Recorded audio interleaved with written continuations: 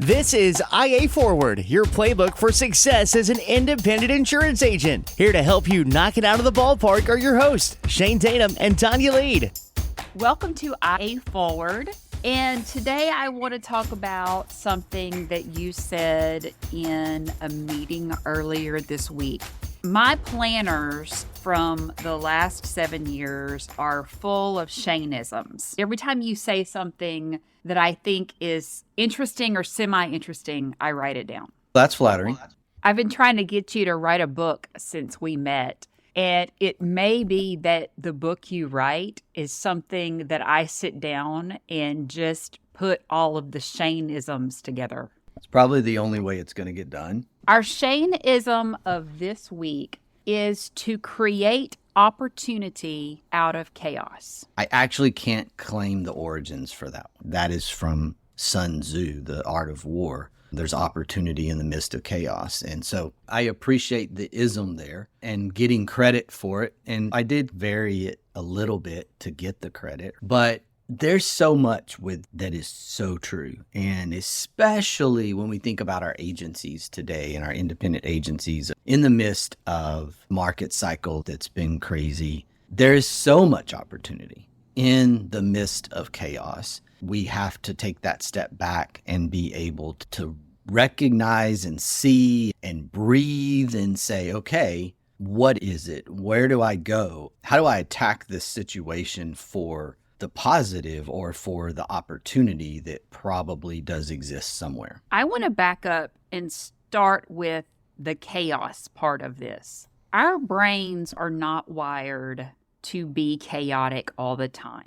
So we have had to actually make adjustments because of the constant chaos of work-life experience, owning an agency, being a producer, servicing clients. And then on the flip side of that, taking care of our families, spending time with all of the people that we need to spend time with, doing all of the things that we enjoy, taking care of our responsibilities, all of those things together create a level of chaos that can exist in 2024. Especially when you add a 24-hour news cycle, you add social media, you add the thousands of digital advertisements that are being thrown at you every day. It is chaotic. Learning how to deal with chaos is a learned experience. It's not like they were born with it or they're a born leader. There's a lot of discussions around that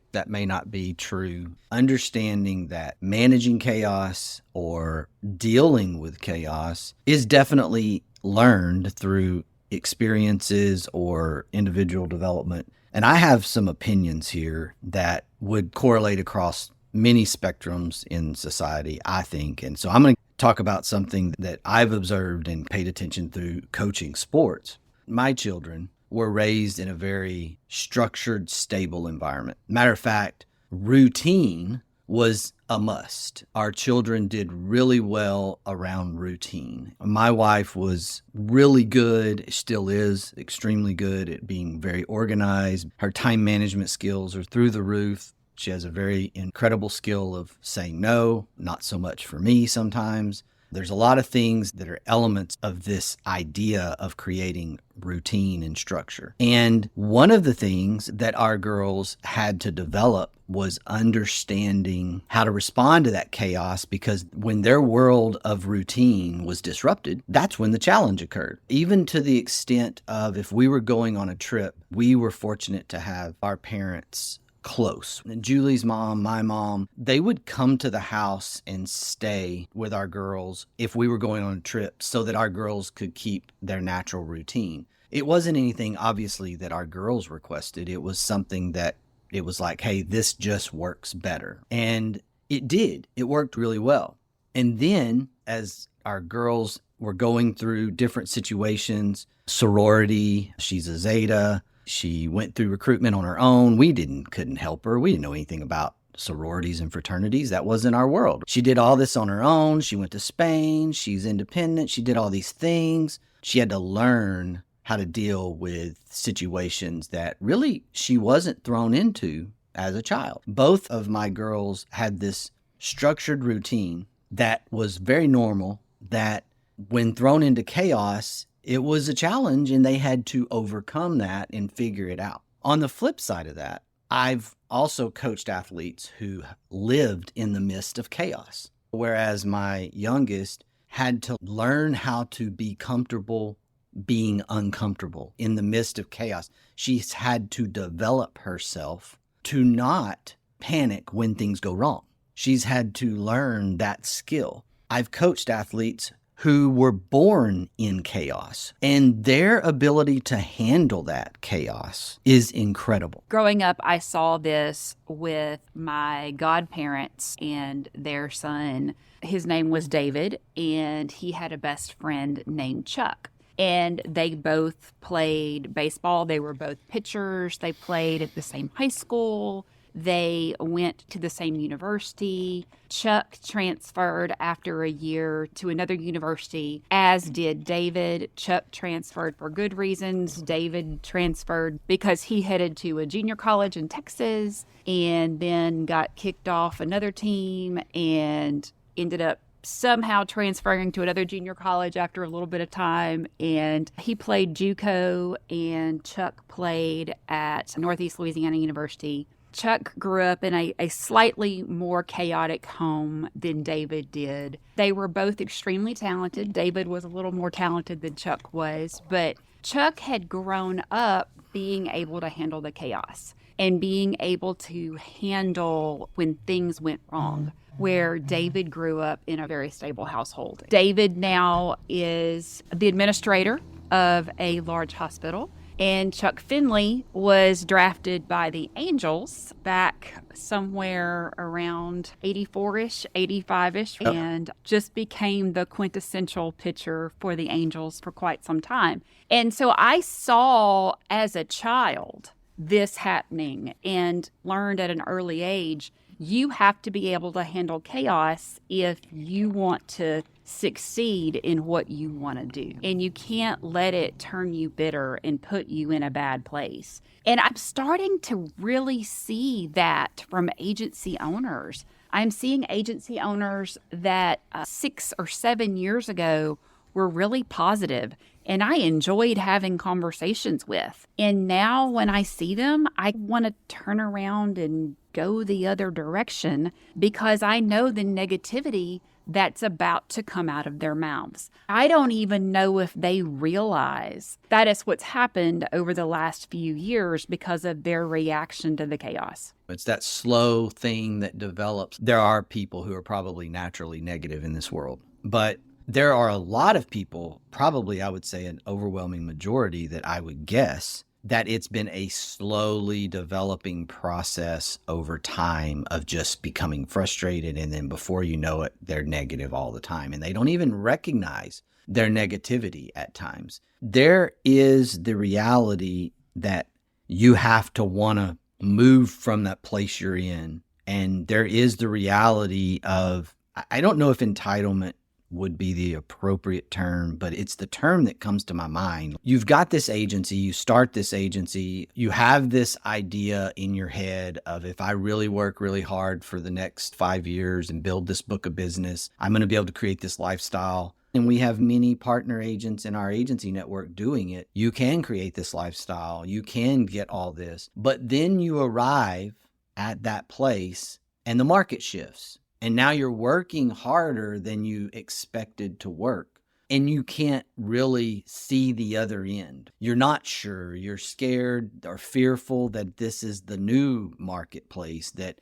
this is what it's going to be like. And there's not this light at the end of the tunnel kind of view. And of course, that leads you into this negativity realm. It's a natural thing. And you have to be capable of recognizing that and developing yourself out of that. Some people are not struggling with that, even though Tonya won't let me. I want to ask what their childhood was like. I want to be like, were you exposed to chaos at 4 or 5 or 6 years old? Or are you just good at handling that? Because I think there's a lot of this expectation of what I'm building and where I'm going. And then I get there and this is not what I thought it was going to look like. So now I'm negative.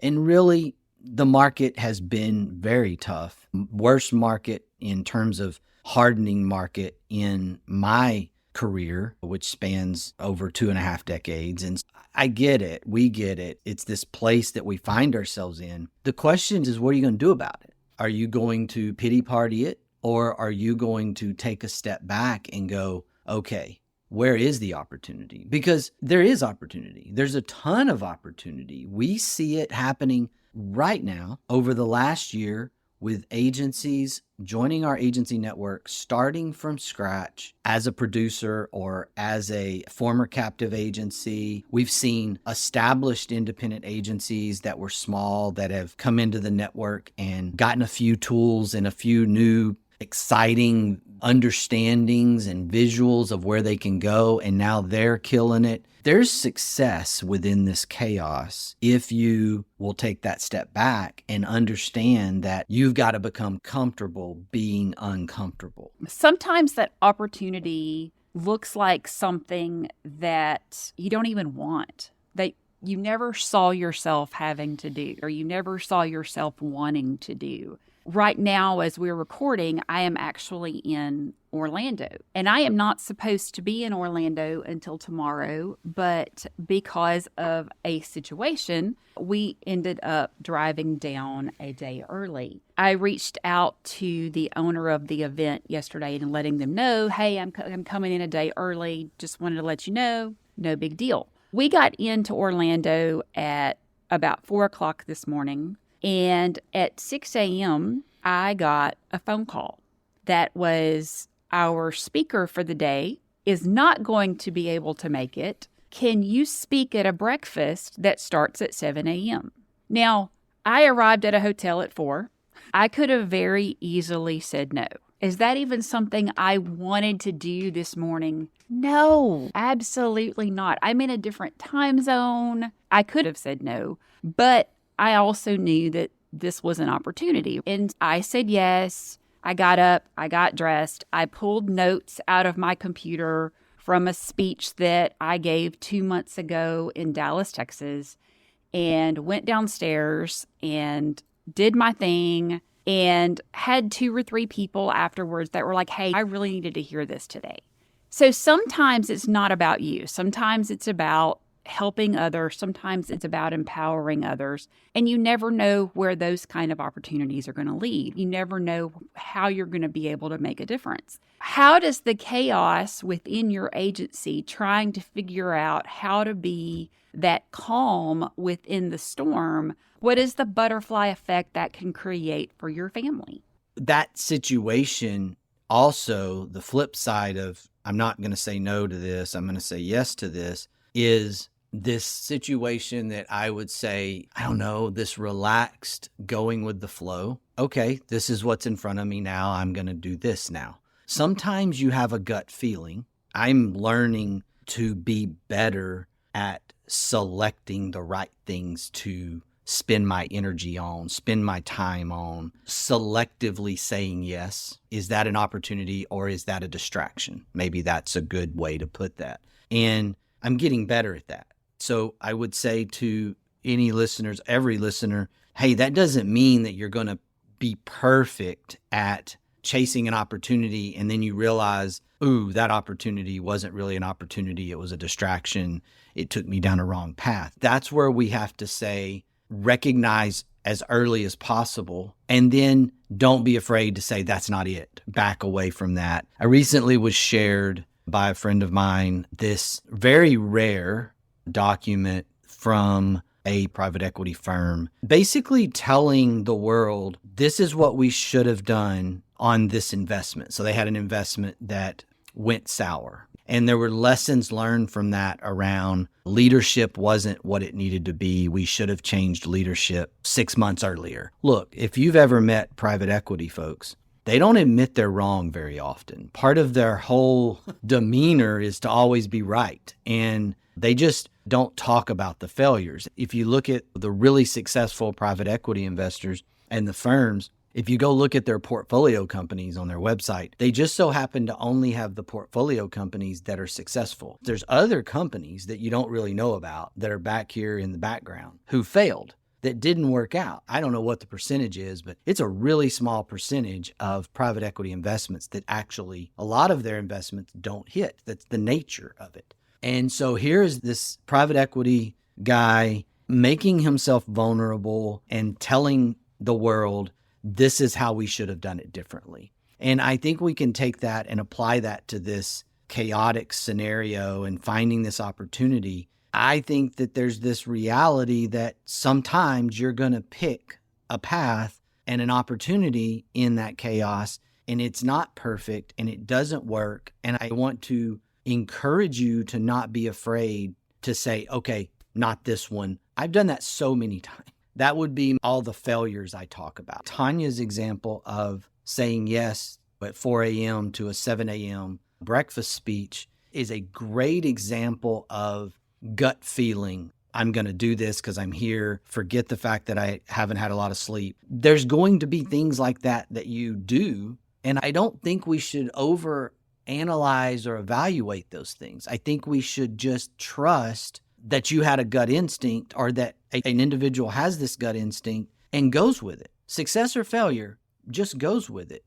When you make a decision, hopefully through prayer, it might be a short prayer if it's 4 a.m. and you're getting a phone call to talk at 7, but No, it was 6 a.m. it might be a really short prayer, but there's something that's going to happen. You're going to have a gut feeling and you're going to say yay or nay on this initial gut feeling. I tell people all the time, don't go against your gut. If your gut is telling you do this thing or don't do this thing, I'm not saying it's 100% of the time, but somewhere upwards of 90+% of the time, when I went against my gut feeling, it went bad. Opportunity does exist in chaos. It always does. And sometimes your gut's going to be the one to lead you, and that's going to be something that you need to approach with a no regrets type attitude. We talk about sports a lot on the podcast, and we know that athletes tend to be extremely successful as producers and as agency owners. Through this conversation,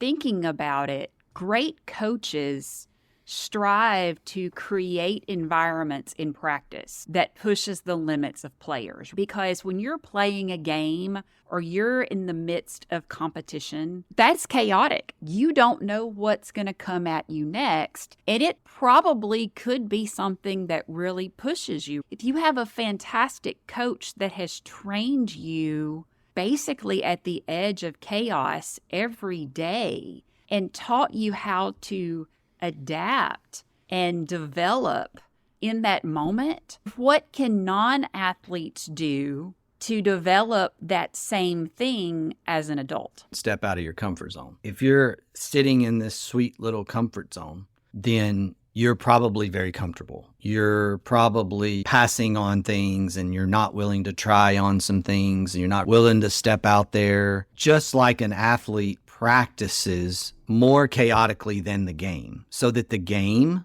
is just natural. I remember taking so many ground balls as a middle infielder growing up. I should have hit more, but I loved taking ground balls. And I took so many ground balls that there were many times during the course of a game where a ball was hit to me, a play was made, and there was this memory blackout. The muscle memory took over and the play was made successfully, and I don't remember the play. And I'm getting the ball, throwing the ball back around the infield, and it's like I wake up.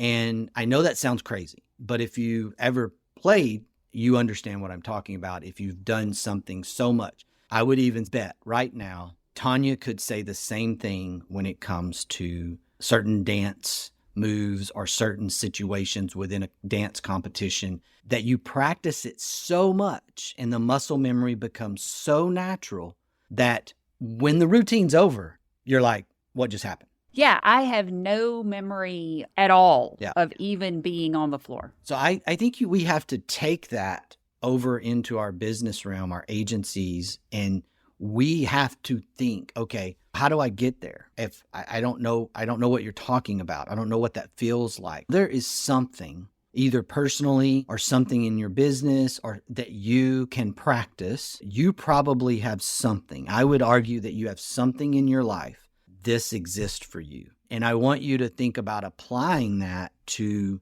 this idea of finding opportunity in chaos. I want you to apply that thing regardless of what it is in your life. If you're a golfer, it's a golf swing. If you're a fisherman, or if you love to bowl, whatever, there's some activity that you can do and apply this to. And you will understand once you get there, you will see it. It will be like aha type stuff. That's how you discover opportunity in chaos to me. That is how I feel like it happens, is you step back and you're willing to practice finding those opportunities, but be quick with, oh, that's the wrong way. It's okay to start that thing and go, whoa, this isn't going to work, and stop. Attempting to hire your first producer, attempting to jump into video as a marketing strategy, attempting to do things that feels like it's way out of your realm. Those are things that you can do. Embracing excess and surplus lines, but embracing it using automation tools and making it efficient and closing the E&O exposure gap. I don't know if you realize it, but your shortstop mechanism kicks in when somebody asks you a question. And when somebody asks you a question, I see you rock back on your heels, and then your weight shifts forward as you start to answer the question. And I don't even know if you realize that you do it, but that mechanism engages from sports into your business life. It's not surprising. There's things like that in everyone's life. They just have to uncover it. They just have to stop and think. And again, for me, and I hope for you, prayer and discernment through that prayer is where I believe people should go. I think that's where gut instinct goes. I think we sit around and we go, okay, what can I do? What can I do? And then we worry ourselves into a fit. My world is collapsing. My world is chaotic. My customers won't stop calling me to remarket them. All these things. And we basically create this perpetual negativity. And we do have to step back. We do have to let the phone go to voicemail for a few hours. Like, we have to do some things to be able to step back practically and let all this stuff that's running at us, the proverbial let the smoke clear, so that our brains can see. Like, we can go, okay, what do I need to do here? And I encourage you to do this often, like daily if you can, at least a couple of times a week. This should be something that you do. We business owners, agency owners, thinking is working. And when you don't have any thinking time, your business is going to be chaotic. Your business is going to be held back because you need thinking time.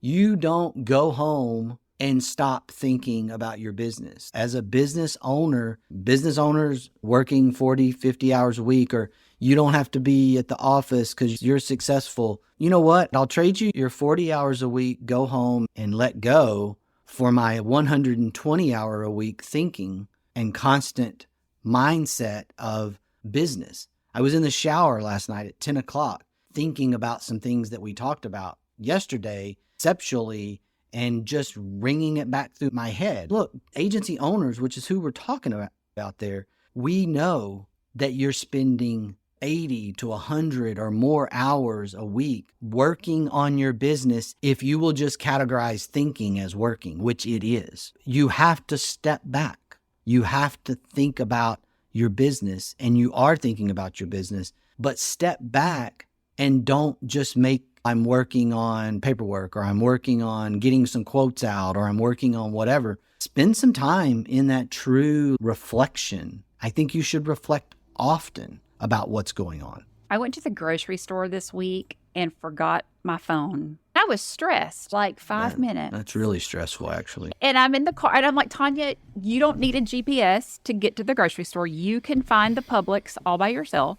You don't have a long list. You know what you need. You need almond milk and almond powder, and I forget what else. But I didn't have a huge list. And I'm like, you can do this. I turned on terrestrial radio and listened to the radio as opposed to listening to some kind of book to help me be a better human. And so I had an hour without my phone. And let me tell you, it was actually delightful after the first 10 to 15 minutes of stress, and got some things done mentally that I really needed to do that I wouldn't have done had I not left my phone on the counter. Now, I will say it confused my husband because he didn't realize that I had left because my phone was on the kitchen counter, and then he couldn't find me in the house. But finally, he figured out, okay, she's left her phone, and it was fine. But I survived a trip to the grocery store and a trip through the Chick-fil-A drive-thru without a phone, and it was okay. The next time that happens, you need to leave a set of clothes, like change clothes and leave a set of clothes on the floor by where you've left your phone, like you just evaporated, and just that would be even more confusing. I think that's the next step. Hey, future podcast topic alert just popped into my head about that. And I think we could learn from this is a lot of school districts around the country are moving into this realm of no phones for the students. What does that mean? Why are they doing that? Why is this movement happening? Why are parents freaking out about it? And there's this thing about distraction that we don't have enough calm thinking, what I would call reflection time, thinking time, because we're constantly picking up our phone or we're constantly working on email or something like that. And I think there's a lot of this that is very much related to finding opportunity in chaos, because if you're never able to step back and have clarity, you're not going to find that opportunity. I'm going to leave us today with this quote from Ashlyn Harris. There's no better feeling than stepping out on the field and stunning them all by doing what none of them thought you could do. Attitude's a choice. Make a great one. Bye, y'all. Ready to get the ball rolling with your independent agency? Learn more at IntegraAgent.com. That's IntegraAgent.com. Thank you for joining us on IA Forward. Make sure you never miss a show by clicking the subscribe button now, or learn more at IAForward.com.